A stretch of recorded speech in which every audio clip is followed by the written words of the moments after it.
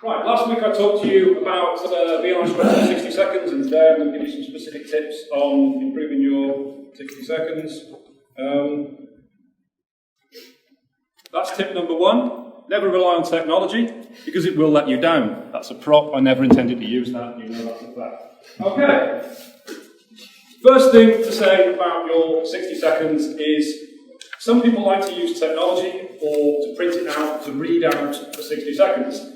Now, they don't tend to do that because they have a fear of public speaking, because that is still public speaking. They'll read out 60 seconds because they've got a fear of forgetting what it is they're going to say or missing out a key important fact. And I completely get that. If you were to try to write a fully structured and fledged out 60 seconds and remember it completely, you will probably fail to do that.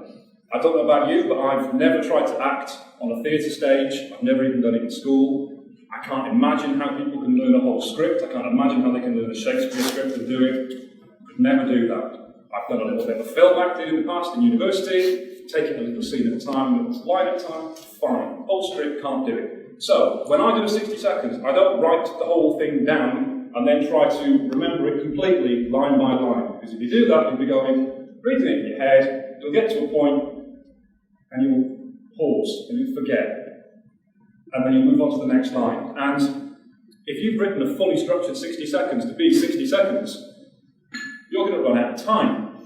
You're going to get to 40 seconds, 45 seconds, and you're not going to have time to fit in the important bits, which is the people you're looking for, the introductions that you want. Now, a better way to do that is the way I do a 60 seconds, the way I do any kind of presenting, is to have a couple of key points that you want to make.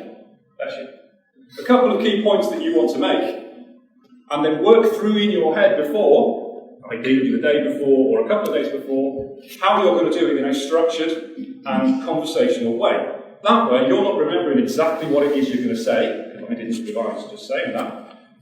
You're going to say it naturally and it's going to come across. And importantly, you're going to have the pauses in the right place at the right time, with the emphasis on what is important. I did that. If I'd written that to be 60 seconds and read it out, I would have run out of time. Now, when it comes to actually saying the names of the people you're looking for, and this is the most important thing I'm going to say right now, is you need to slow down. There is no point rushing through a 60 seconds and saying things very, very quickly, because it is natural when you're doing public speaking to try and get it over as quickly as possible so I can say everything I'm going to say as quickly as I can, like read out the names and who knows all that. No. Nobody did. I used to do this myself. You need to slow down, you need to say the name slowly. Because if you say three names one after the other, by the time you've said the third name, most people are still writing down the first name. And I've seen quite a few instances in this chapter where somebody has said two or three names, and people sat down and said, what was that second name again? What was that third name? What was the name of that company? This is the most important thing in your 60 seconds. Who you're looking for. If people haven't written it down, then your 60 seconds has been a bit of a failure.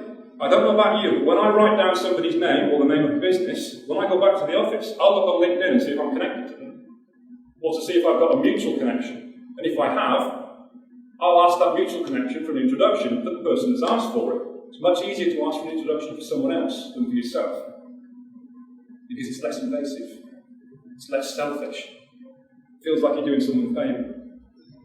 But if I've not written the name down correctly, or not spelled it correctly, then I can't do that. And this is the actual key of what I'm about to say today. This is the most important thing.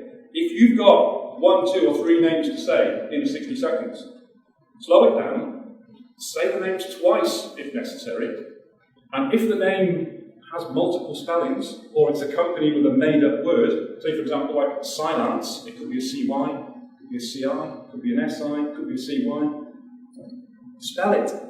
Spell it out. Because if you've not spelled it out, and I haven't written it down correctly, I can't find it. And if you're thinking now, I haven't got time to say the names twice in 60 seconds, or I haven't got time to spell a name out, then your 60 seconds is too long. Cut it down, concentrate on the important parts, which is what you're looking for. Thank you.